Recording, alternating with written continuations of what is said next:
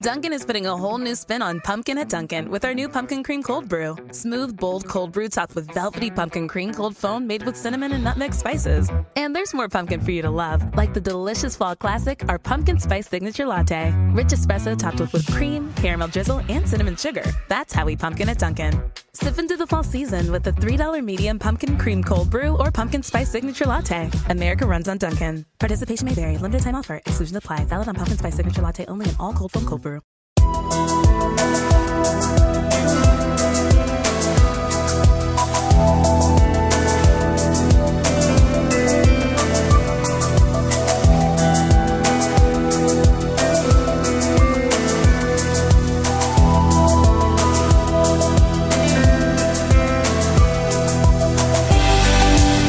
Welcome to another edition of Progress for Tomorrow, a program dedicated to bringing you a progressively unifying message, one which transcends sociological, cultural, philosophical, and even ideological barriers. So join the crew of what we call the Mothership, as we will also examine areas in our past, present, and future as we strive toward progress for tomorrow.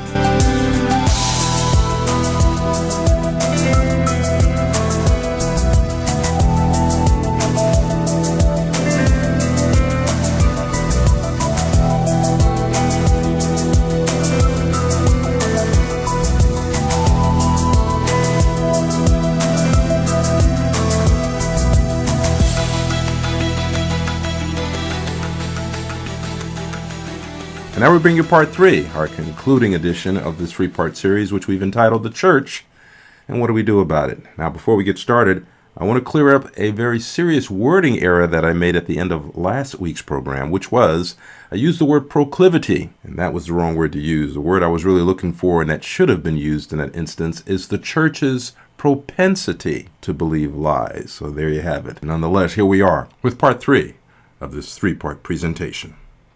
Again, it stands to reason as to the issues that we face, and it stands to reason that the church is obviously talk about methods, whatever methods they're using aren't working.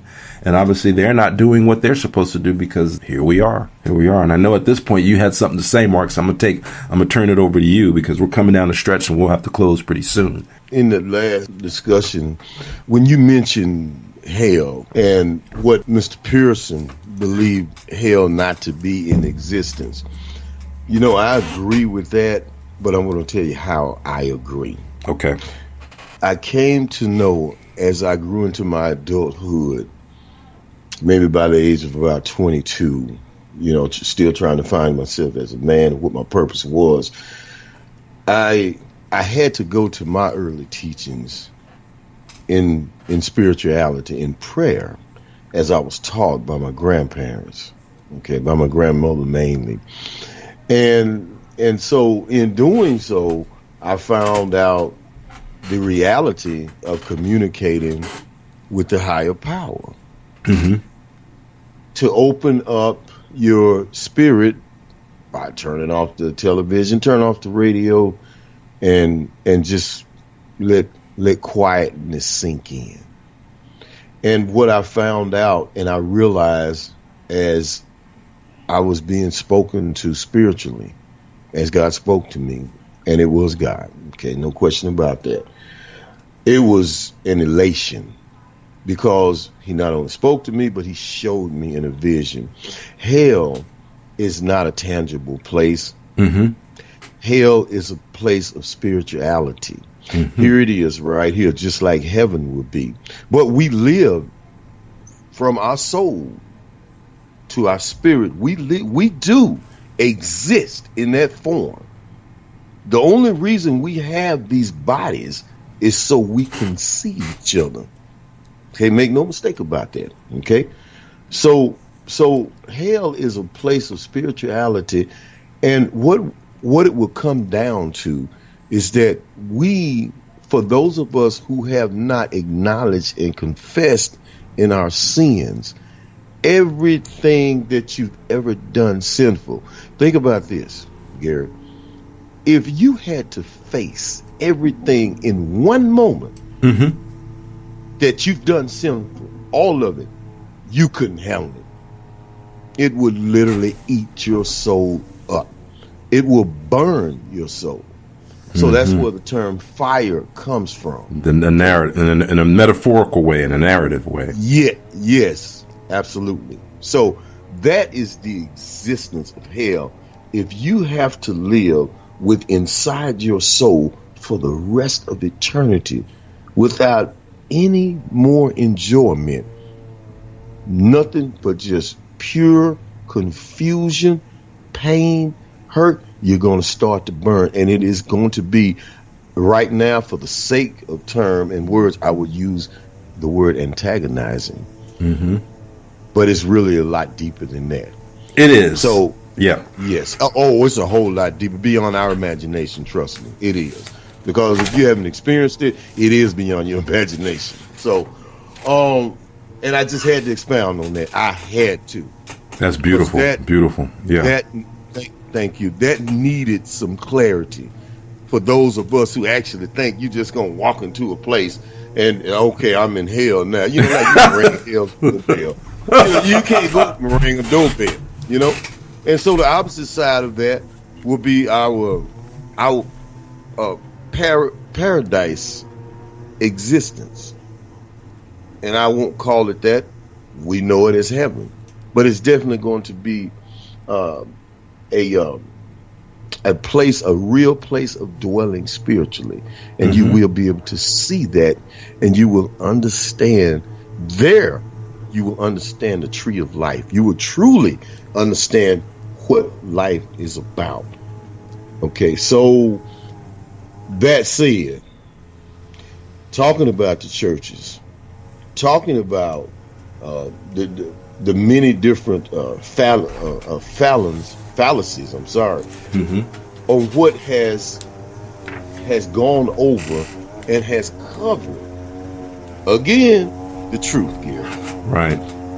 The problem with it all is that when you asked how can one, you know, and I can't quote you verbatim of what you just said, but I can say I took it as if you asked the question. It was what, you know, it had to be a question within yourself at one time before you publicly, you know, spoke on that. Was how can you exist and call this a place of worship, knowing that it is wrong on what you stand for and what you've committed physically and socially, and what your beliefs are. Why? It goes back to the truth. Christians can exist better in a place, so-called Christians, I'm sorry, in a place as to where they don't have to face the truth. Why?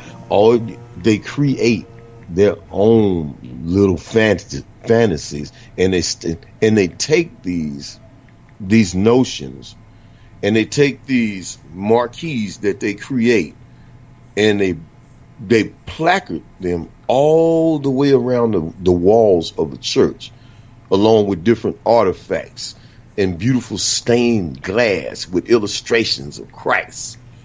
And so therefore, you think what you stand for is truly justified.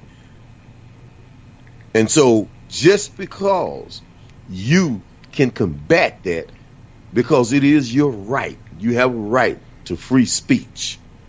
But that doesn't necessarily mean, because you have that right, that it is right, sir. So, you know, if you want to talk about the truth, and when you truly become formed and informed of true freedom, you must face the truth, and the truth is yourself. Father, forgive me, for I have sinned. I have sinned against your word. So I face my truth, and Father, I open my heart to listen to your words daily, so you can guide my steps. That is the truth, and that is truly what's going to set you free. Gary? Keep in mind, though, and that approach is still according to you. People may have a different approach and may look at or reflect upon those words and how you just spoke them in a different fashion. They might reflect to and refer to as God's word as something different than what many people traditionally may consider it to be. But with that said, I think it stands a reason that we look at organizational failures and we look at different organizations that play a role in our communities. And I think, this part, as we come down the stretch, as we come down to a close, I want to talk about one particular group. I have to bring it up in this regard because on one hand, it was very influential in the black community, okay? But it was also a reflection upon the oppression and the mistreatment of what was being experienced throughout, not just at that time, but what history has to bear as far as how black Americans have been treated, our history in this country. This is the reason why people, they call this critical race theory. That's why they call it. It's not critical race theory. It's the truth of what took place, okay? But again, how we respond to that truth and what type of perspective we put that truth in, or the reality of our situation, can determine the outcome of what's going to take place down the road within our community and our interaction and our interface with other communities and other cultures. I'm going to talk about the Black Panthers. I'm not going to go into a whole dissertation. We know basically what the Black Panthers, who they were. Now, I found out as a result, and I think this is a good movie to see. It's just recently been released. It's on HBO. You should be able to stream it. Or if not, purchase it digitally. It's a movie entitled Judas and the Black Messiah. And this is a story of Mr. Fred Hampton, who was a leader of the Black Panthers.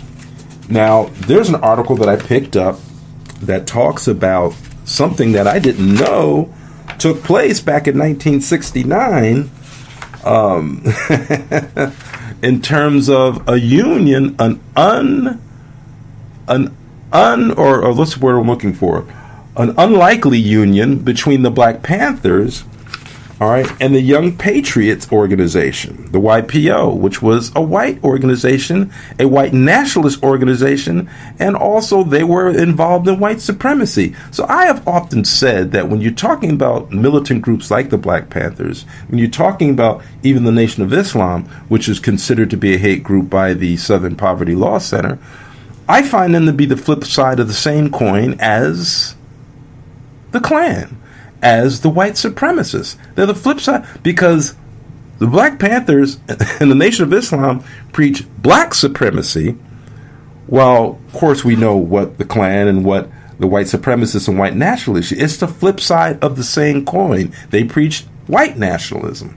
But unlikely, to my own surprise, they were able to align in 1967 in Chicago.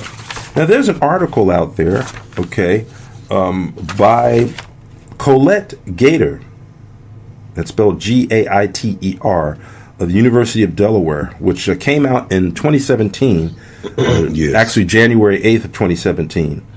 She wrote this article. Okay, yeah, and I read that article too. It's a very good article because she talks about in 2016 how the presidential election that Donald Trump won the white vote across all Democrats except for educated college white women. He did exceptionally well, okay, among voters, 67% of whites without college degrees, okay. Some post-election analysis marveled at how the white working class could vote against its own interests by supporting a billionaire businessman who is likely to support policies that cut taxes for the rich and weaken the country's social safety net.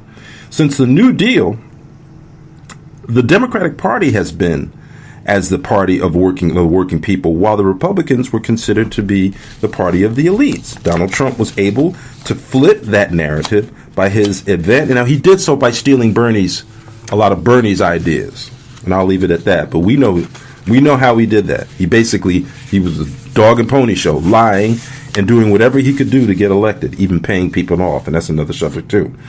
The election in 2016, okay, balkanized the issues and made it seem impossible to work on racism, sexism, poverty, and economic issues all at once. The core question moving forward for social justice advocates and the Democratic Party is how they can move beyond identity politics and attract working class voters of all races, building stronger coalitions and among desperate groups. One place to look for inspiration is an instruction might be from the 1960s social movements that understood the power of alliance and across identities and issues. During this period, a radical coalition formed that might seem impossible today. A group of migrant Southerners and working class white activists called the Young Patriots Organization joined forces with the Black Panthers in Chicago to fight systemic class oppression. So how did this alliance form? And how can its lessons be applied to today's political movement? That's the question she asked. It was an unlikely alliance, but it reads as follows. In the post-civil rights era, a militant Black Power movement emerged, which was the Black Panther Party for self-defense, forming in 1966, which at that time was led by Huey Newton. It was a movement that was inspired by Malcolm X and other international Black thought leaders. The group embraced armed struggle as a potential tool against organized racial oppression, a radical break from the philosophy of nonviolent protest, which was fostered by Martin Luther King. A large faction of the group developed in Chicago, where one of the party's leaders was a young man named Fred Hampton, and that's what the movie surrounds. The Judas and the Black Messiah. In Chicago in the 1960s was a brutal place for poor people. Black, brown, and white people all dealt with poverty, unemployment, police violence. This is interesting. People think it only happens to blacks. This is what I've been telling for years. It happens to poor whites too, especially poor whites. All right, poverty, unemployment, police violence, substandard housing, inadequate schools, and a lack of social services. Ethnic and racial groups each created their own social service and activist networks to combat every kind of oppression. One was the Young Patriots Organization, the YPO, which was based in Hillbilly Harlem, an uptown neighborhood of Chicago populated by displaced white Southerners. Many YPO members were racist. They flaunted controversial symbols associated with Southern pride, such as Confederate flags, etc. But like blacks and Latinos, the white Young Patriots and their families experienced discrimination in Chicago. In their cases, it was because they were poor and from the South. In his short time as the Black Panther leader, Fred Hampton wanted to advance the group's goals by forming a rainbow coalition for working class and poor people of all races. Very interesting. Very, very interesting. And it wasn't, I guess Eldridge Cleaver, when he came on the scene, him and his bigoted self, he's the one that really caused a lot of the problems. But yet Fred Hampton wanted to bring up, he felt that their struggle was the same as what poor whites were experiencing. Their conditions as far as the brutalization of law enforcement toward their community was very similar. They found a common place. It's very interesting. But their response, because there were some heated conversations, some heated discussions between Hampton, his people, and the YPO. It wasn't all peaches and roses. It just wasn't. There was name calling. There was stuff going on.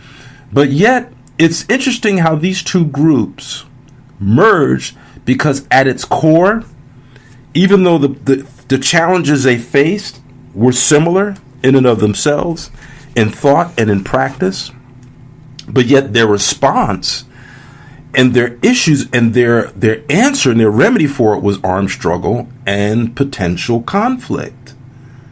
Is it beginning to hit home now? Is it beginning to sound familiar now? Because we have white people today talking about these people, these misplaced, displaced, poor whites, uneducated whites, white nationalist people who feel that their only remedy to redress their government is through a violent insurrection. It's through a culture war with other See, it's gotten worse than what it was, which is really the inevitable result of when we engage in this kind of behavior. And I'm going to cap it off with this statement, Mark, and I want people to hear me and listen to me well. Open up your ears. Turn on that light. Because I want people to really grab a hold of this, because this at this statement is at the core of why we have BLM going through the problems that it's going through, why we have people even in the name of BLM doing some of the things, the shooting that happened in Dallas, okay, where we're having such issues and such problems, and reason why we cannot find racial equality, why we cannot address social and racial inequality, because we're making the wrong decisions. We're using the wrong methods. And here's the deal. When we're talking about abuse, okay, abuse leads to rebellion, okay? If you have an animal, a dog, namely a dog, if anyone who has been has a dog and is usually trained the right way or want to train that dog the right way, the worst you can do is physically abuse that dog or physically discipline him. For the most part, you have to do it verbally, because if you continue to physically abuse that dog will turn on you. Okay, so abuse leads to rebellion. Rebellion leads to an uprising, which is an attack or retaliation. An attack and retaliation is the engagement in the same violent behavior as your oppressor. So I'm tired of these so-called civil rights. I'm not going to call any names, but I would love to do it. But I think people know who I'm talking about. I would love to call their names and call them out. If you hear a lawnmower, that's what's happening. And I can't stop, and I'm not going to stop. So we're just going to have to understand the noise in the background and just appreciate the sense of realism. Nonetheless, we got to stop making excuses for looting. We got to stop making excuses for protests that go sideways, where rocks and bricks start getting thrown at the police. We got to stop making an excuse for people burning down buildings, burning down and destroying property. Now, see, this is the reason why the Proud Boys were out there instigating during the George Floyd protests up in Minneapolis, where it was them that burned down that police station, because they know that, they're just going to blame them now. We gave them that blueprint, and we got to stop doing this. Okay? Because we're engaging in the same violent behavior that has really brought about our frustration. We're responding to the abuse that we have received, and the abuse that and it's not just us. Other people have been abused. Other community, the Asian community has dealt with their share of abuse. Okay? But we cannot rebel in the way that we begin to attack and retaliate, because when we do that, we are engaging in the very same violent behavior as our oppressors. If we're talking about, we opened up this program talking about the teachings of Jesus. What did Jesus say? Turn the other cheek. Now, that may be the difficult thing. Me personally, somebody hits me, I'm going to hit them back.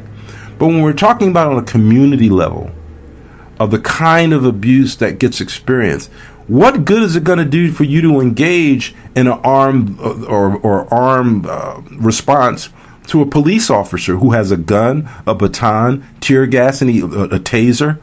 I mean, what gain do you have? Now, people will say, well, many people were gunned down for not even doing anything. And some of that is true. Some of that is true.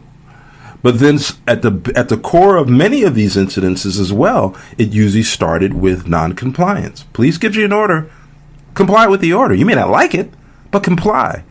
What business or what gain or what profit will you have by getting into a verbal conflict with a police officer? Because I could tell you right now, if you seek to do that, you're going to piss that officer off, and you're going to lose in a physical, because this is what understanding the whole element of what was said by a particular so-called black leader. Again, I'm not calling any names, but I think people know what I'm talking about. This person said, if we don't get the verdict that we want for George Floyd, then we should become more confrontational. I disagree. Okay? Here are the three elements of a contrast, or the three elements of an opposition. You start with a confrontation. And confrontation can simply be verbal. Like, someone told me a lie, I'm going to confront him with that lie, and we're hope to discuss and kind of deal with it as men, and hope to resolve it. I mean, like Vince Vaughn said, and be cool. We can handle shit like gentlemen. Or we can get into some gangster shit. Life gets more magical when you dream. So dream of a Disney cruise filled with magic and wonder. Hiya, pal! Sail from Florida to Disney's private island paradise and get ready for a dream come true with Disney Cruise Line. So what choice are you going to make? Are you going to handle it like a gentleman? Are you going to handle it like an intelligent person? Or are you going to get into some gangster shit? I mean, make a choice. But here's the deal. Confrontation exists on the level of can remain on the level of a verbal exchange and a verbal confrontation. When you tell someone to get more confrontational, then that confrontation can lead to an altercation. And then we know what an altercation is. Fists are flying. Okay? An altercation is a fight. And a fight leads to somebody getting hurt. If not both of you, somebody's going to get hurt. Okay, so you have confrontation, altercation, and just out and out fight. I mean, the clown went for it. He told people to go down there and fight. You know, Rudy went for it. He just went out there and told people to combat. They just went for it. But what was said by this individual had the potential of leading to altercation and violence. You can be confrontational with a person, but that confrontation, again, can be maintained in a civil manner. But when you become more confrontational, it is more it's like when two people, there used to be a thing, and you've probably seen this, Mark, when you go, we're going to fight after school, and then they come together, they really don't have anything particularly, reason. If these two people were just going to fight. So what did they used to do? They put like a stick on one of the guy's shoulder. All right. If he knocks that stick off, that's your mother. And then thus the fight would start. So the basic confrontation wasn't enough to kick off the fisticuff, but the knocking off of the branch on your shoulder symbolizing your mother was just the more confrontational that you needed in order to kick off the altercation. So you can't tell people to get more confrontation. You can't tell people to do that, because being more confrontational will lead to altercation, and altercation leads to violence. And violence leaves people hurt, wounded, or worse. So, I mean, when we talk about methods, when we talk about community organizations, we've got to watch what we do there. We went through 3 programs talking about methods, and we cap it off with this, challenging the church. Church should learn how to use the right methods. Church should stop going about dictating how people should live, and be more of inclusive and be more empowering of people. Community organizations has to watch their messaging and understand what it means when we're dealing with people in a volatile situation and being that thing. This is the reason why, Mark, I really, if we don't continue to use our heads and use understanding and go about doing the right thing. See, I understand what Spike Lee was trying to say in his movie, Do the Right Thing. And I'll close, and I'm going to turn it over to you to close this out. But I want to make this point. For years, I had a problem with the movie because of how it manifested itself in the end. But then it took me a while to really use my noodle and really think and understand and grasp what Spike was trying to say. Throughout the entire movie, you saw how wrong things were said, wrong things were done, but then you had examples of the right things being done and the right things being said. Ozzie Newsome's character says to Spike Lee, son, always do the right thing. Did Spike Lee's character really pay attention to that? No, he did not. What Spike was saying in that movie is that if we do the right thing and if we use the right methods and the right approach, then we could probably achieve results.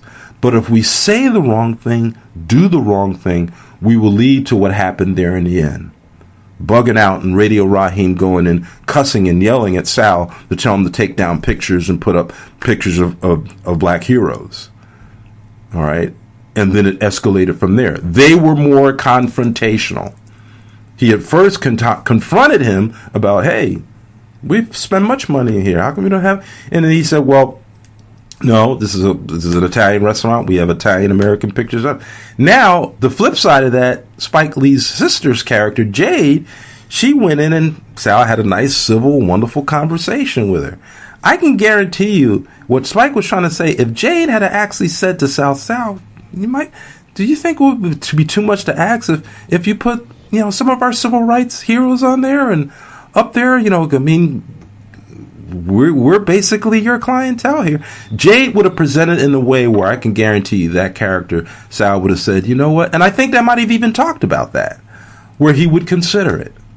And there would be potential for progress in that area. But no, Bugging Out's approach, and even Spike and the bigoted son, their idea, oh man, he just wants to hide the salami, So they were thinking the wrong things, saying the wrong things, believing the wrong things, and that's what led to the end result as the last confrontation between Bugging Out, Radio Raheem, Sal, which led to the police being called, which led to the cop, strangling Radio Raheem to death. I mean, and that was the thing. The outpouring of violence. But then you look back at it now today, and you understand what Spike. All of that was caused by the wrong things being said, the wrong things being done, the wrong things being believed, instead of doing the right thing. And that's why the film was called Do the Right Thing. So I end my part of this. Churches, community organizations, think about what you're doing and do the right thing. Be the right example. Be that example that can lead to change, that can lead to results, and not be the ones that contribute to the wrong result. Because if we're doing the wrong things, if we're using the wrong methods, if we're bringing the wrong message, then the end result is disastrous. So that's it in a nutshell for me. Mark, I turn it over to you. I'll say this part just to make it more easier for you. This program is produced by Garinger Broadcasting. Our music is provided by none other than Mr. Remy Orts of the Remy Orts Project, and we certainly thank him for his contributions not only to this show but to Garinger Broadcasting as well. So Mark, I turn it over to you to close us out. Take it away. Thank you, Gary. And in closing, I would like to remind us all, again, the methods that are used to infect our communities. The submissions of the church and the poison it has intentionally led it to infect all humanity and mankind, and also the submission of what is expected to be from our women in the churches. And so without even going any further than that, I would like to thank you for your support on our Twitter page. It is definitely appreciated. For Gary, and I'm Mark. Till next time, we'll see you then. Be sure to find and follow us on our Twitter page at Prog4Tomorrow. And you can find our podcast on iTunes, Spotify, and iHeartRadio.